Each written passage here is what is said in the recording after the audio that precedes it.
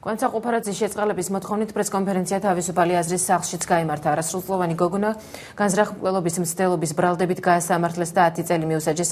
ამ დროს იგი 14 წლის იყო განსაკალთა კოლონიის ჩაკეტილი რეჟიმის ციხეში უკვე 4 წელია სასჯელს იხდის. სამხნის განმავლობაში მან 21-ჯერ მიმართა საქართველოს პრეზიდენტს, მაგრამ მისგან პასუხი ამ დრომდე არ მიუღია. ყუფარაძე საჯაროდ ითხოვს შეწყალებას, რომელიც არც იმ დანაშაულისთვის შეწყალებას, რომელიც არ უღიარებია და როგორც ამბობს, არც ჩაუდენია თავისუფალი აზრის სახლი.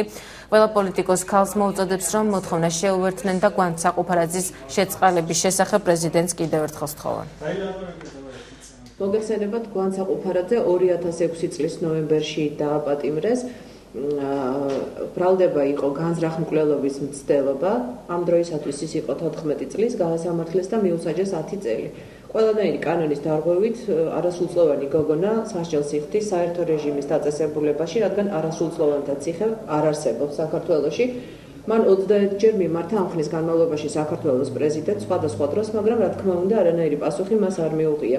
ჩვენ მივმართავთ პოლიტიკოს ქალბატონებს, შემოგვიერთდნენ ამ მოძრაობაში. წინასწარი კონსულტაციები რამდენიმე მათგანთან უკვე არის გამართული და თანხმობაც გვაქვს მიღებული.